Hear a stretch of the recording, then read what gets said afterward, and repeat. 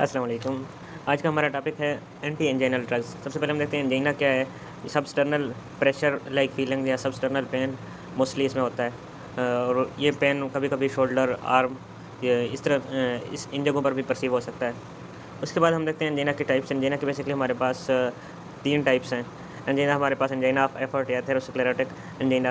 हमारे पास 90% केसेज़ में angina of effort ही होता है। और इसमें हमारे पास जो पेशेंट होता है वो जब एक्सरसाइज़ वगैरह करने लग जाता है तो वो उसको पेन फ़ील होता है। उसके बाद हमारे पास है वैज़ोस्पास्टिक एंजाइना या एंजाइना एट रेस्ट या प्रिंज़मेटल एंजाइना भी इसको कहते हैं। 10% केसेज़ में हमारे पास एंजाइना एट रेस्ट होता है और इसमें पेशेंट को रेस्ट पे भी पेन फ़ील होता है। उसके बाद हमारे पास अनस्टेबल एंजाइना में हमारे पास ये है कि ये सारी एथेरोस्क्लेरोटिक व एंजाइना एट रेस्ट इन सब की काजेज़ और इनकी सिम्पटम्स वगैरह मिल जाती हैं और ये हमारे पास एक मेडिकल इमरजेंसी है। उसके बाद हम देखते हैं क्लासिफ़िकेशन एंटी एंजाइनल ड्रग्स की। एंटी एंजाइनल ड्रग्स की हमारे पास यहाँ पे क्लासिफ़िकेशन में लिखा हुआ है कि सबसे पहले हमारे पास वेज़ोडाइलेटर्स हैं। उनमें हमारे पास कैल्शियम चैनल ब्लॉकर्स हैं और नाइट्रेट्स हैं। आगे हमारे नाइट्रेट्स की सब डिवीज़न में कोई ड्यूरेशन की बेस पे जो है ना उनकी क्लासिफ़िकेशन की है। कुछ लॉन्ग ड्यूरेशन है, कुछ इंटरमीडिएट ड्यूरेशन है और कुछ बिल्कुल शॉर्ट ड्यूरेशन है, ठीक है। और उसके अलावा हमारे पास ये कैल्शियम चैनल ब्लॉकर्स और नाइट्रेट्स हमारे पास वेज़ोडाइलेटर्स में आ गए। उसके अलावा कार्डियक डिप्रेसेंट्स हैं। कार्डियक डिप्रेसेंट इफेक्ट भी कैल्शियम ब्लॉकर्स का भी होता है और बीटा ब्लॉकर्स का भी होता है। इसी तरह से कुछ न्यूरो ड्रग्स हैं, उनमें रेंजोलामाइन, ये हम आगे पढ़ेंगे फर्दर डिटेल में भी। अच्छा, उसके बाद हमारे पास है कि मायोकार्डियल ऑक्सीजन।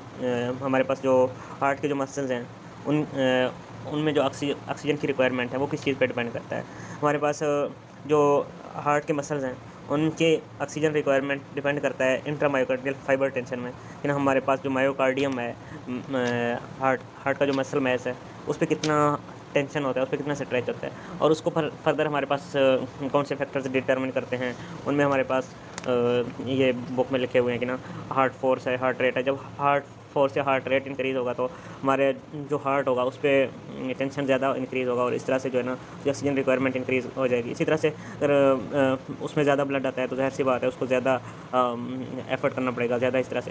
तो इसमें बेसिकली ये चीज़ें।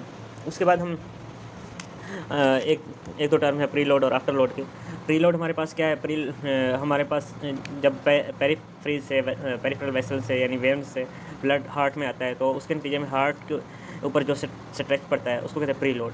और जब हमारा हार्ट पंप करता है ब्लड को टू दी पेरिफेरल रीजन्स और जब हमारा इसमें जो है हमारे आर्टरीज में से ब्लड जाता है डिफरेंट आर्गन्स की तरफ तो उसको कहते हैं, उस स्ट्रेच को उसके नतीजे में जो हार्ट में स्ट्रेंथ पड़ता है उसको कहते हैं आफ्टर लोड।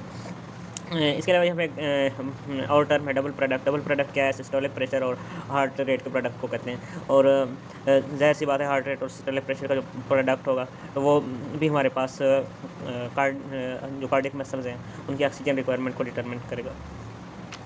उसके बाद हमारे पास हैं थेरेपेटिक स्ट्रेटजीज़ कि ना हम जब कोई ड्रग दे रहे होते हैं तो उसमें क्या हम स्ट्रेटजी रखते हैं। बेसिकली इसमें हमारे पास 2 स्ट्रेटजीज़ होती हैं।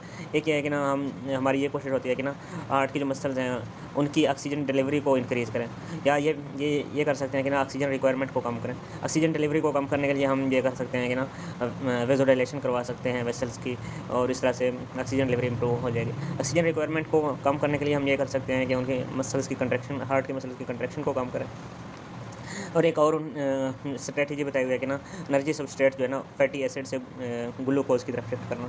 तो इसमें जो ड्रग्स आते हैं उनको कहते हैं partial fatty acid oxidation inhibitors. यहाँ पे एक और बात भी लिखी हुई है कि ना इसी हेडिंग में कि ना बीटा ब्लॉकर्स जो है ना वो हम वेज़ोस्पास्टिक एंजाइना में नहीं दे सकते क्योंकि वेज़ोस्पास्टिक एंजाइना में हमारे पास स्पाज़्म हुई होती है तो इस वजह से जो है ना हम उसका फ़ायदा ही नहीं है। बेसिकली वेज़ोस्पास्टिक एंजाइना में कोशिश ये होती है कि किसी तरह से वेज़ोडाइलेशन हो जाए। उसके बाद नाइट्रेट्स हैं, इनमें ये लिखा हुआ है कि ना हमारे पास ओरल होते हैं, ट्रांसडर्मल हम दे सकते हैं और हम सबलिंगुअली दे सकते हैं। उसके अलावा इसकी जब हम नाइट्रेट्स देंगे तो हमारे पास किस तरह से मेटाबॉलिज्म होगी। सबसे पहले हमारे पास नाइट्रेट से आइसोसॉर्बेट डाइनाइट्रेट बनेगा और वो फिर मोनोनाइट्रेट में कन्वर्ट हो जाएगा और इस तरह से उसकी वो मोनोनाइट्रेट में जाके उसी फार्म में जाके फिर हमारी बॉडी के ऊपर उसके इफेक्ट्स होंगे। इसी तरह से उसने ये भी कहा कि ना जो हमारे पास ओरल फार्म में होता है वो मोनोनाइट्रेट की फार्म में होता है। मैकेनिज्म ऑफ एक्शन बुक से एक्सप्लेन कर लेता हूँ। मैकेनिज़्म ऑफ एक्शन में ये है कि ना सबसे पहले जो है ना हमारे पास जैसे हमने सेकंड ईयर में पढ़ा था कि ना अर्जिनिन से नाइट्रिक ऑक्साइड बनता है, ठीक है। तो हमारे पास नाइट्रिक ऑक्साइड जो है ना या हम उसको वैसे भी दे देते हैं किसी पेशेंट को, ठीक है। तो नाइट्रिक ऑक्साइड जब जाएगा, ठीक है, तो नाइट्रिक ऑक्साइड हमारे पास ग्वानाइल साइक्लेज को एक्टिवेट करेगा। और हमारे पास ये जो ग्वानाइल साइक्लेज है, इसकी ये एक एंजाइम है जिसकी प्रेजेंस में जीटीपी हमारे पास सीजीएमपी में कन्वर्ट होता है। और हमारे पास इंपॉर्टेंट ये है सीजीएमपी का फार्मेशन। जब सीजीएमपी हमारे पास इसकी फार्मेशन हो जाएगी तो हमारे पास जो इधर मायोसिन लाइट चेन कैनेज हैं, इनकी फास्फोरिलेशन को रोकेगा। मायोसिन लाइट चेन कैनेज की फास्फोरिलेशन जब नहीं होगी, मतलब है इनके साथ जब फास्फेट नहीं होगा, तो हमारे पास जो है ना मायोसिन लाइट चेन कैनेज वो आगे मसल्स की कंट्रैक्शन नहीं करवाएंगे और मसल्स की हमारे पास रिलैक्सेशन हो जाएगी। इस तरह से इसका मैकेनिज्म ऑफ एक्शन है। इसमें हमारे पास जो इंपॉर्टेंट है वो ये है कि सीजीएमपी का लेवल इंक्रीज़ होता है और वो सीजीएमपी फर्दर आगे फास्फोरिलेशन को रोकेगा। और बात जो है ना वो ये है कि ना यहाँ पे वो आगे उसने जाके मेंशन किया हुआ है कि ना पीडीई इनहिबिटर्स का किस तरह से नाइट्रेट्स के साथ इंटरेक्शन है। पीडीई का इस तरह से है कि ना हमारे पास जो पीडीई एंजाइम होता है, फास्फोडाइस्ट्रेज एंजाइम, इसमें ये हमारे पास क्या करता है, ये हमारे पास सीजीएमपी की जीएमपी में कन्वर्जन को रोक लेता है, ठीक है। तो इस तरह से इसका ये जो हमारे पास पीडी इनहिबिटर है, सिल्डेनाफिल वगैरह हो गए, तो ये भी हमारे पास सीजीएमपी के लेवल को इंक्रीज़ करेंगे और ये भी इस तरह से हमारे पास आगे से मायोसिन लाइट चेन कैनेज की फास्फोरिलेशन को नहीं होने देंगे और इस तरह से ये भी रिलैक्सेशन काज करवाएंगे। तो इसमें इंपॉर्टेंट जो ये है वो उसमें वो कहता है कि ना एक पेशेंट को एट ए टाइम जो है ये दोनों चीज़ें नाइट्रेट्स और सिल्डेनाफिल नहीं लेने चाहिए, क्योंकि फिर उसमें ज़्यादा वेज़ोडाइलेशन हो जाएगा, रिलैक्सेशन हो जाएगा और फिर उसको हाइपोटेंशन हो जाएगा। तो इसमें ये बात उसने बताई हुई थी।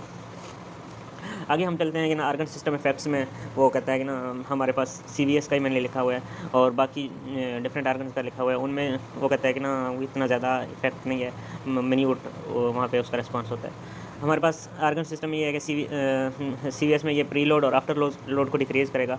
और जब हमारे पास प्री लोड डिक्रीज़ हो जाएगा, वो प्री लोड किस तरह से डिक्रीज़ हो जाएगा, हमारे पास वीनो डायलेशन हो जाएगी, ठीक है। हमारे पास जो वेन्स आ रही होंगे, वेन्स के ज़रिए जो ब्लड आ रहा होगा, जब वेन्स में डायलेशन होगी तो ज़ाहिर सी बात है ब्लड जो है ना स्ट्रेक्स नहीं पैदा करेगा जितना पहले पैदा कर रहा था। इस तरह आफ्टर लोड में भी इसी तरह से होता है कि ना आर्टीरियल डायलेशन हो जाता है और फिर हमारा जो ब्लड है वो ईज़िली जो है ना आगे पंप हो जाता है। तो इस तरह से हमारे पास जो है ना काम ईजी हो जाता है और फिर पेशेंट को रिलैक्सेशन हो जाती है। क्लिनिकल यूजेस में ये लिखा हुआ है कि ना एक्यूट एंजाइनल पेन में हम दे सकते हैं, एक्यूट केसेस में हम सबलिंगुअल टेबलेट्स ही देते हैं, ठीक है। उसके बाद ट्रांसडर्मल लिखा हुआ है कि ट्रांसडर्मल पैचेस लगाते हैं कि ना स्किन के ऊपर जो है ना वो पैचेस की फॉर्म में वो लगाए हुए थे पेशेंट्स ने, ठीक है। लेकिन उसमें वो कहता है कि ना इसमें एक चीज़ का ख्याल रखना है कि ना कुछ टाइम के बाद वो पैच निकाल देना चाहिए, क्योंकि उससे टॉलरेंस डेवलप हो जाता है।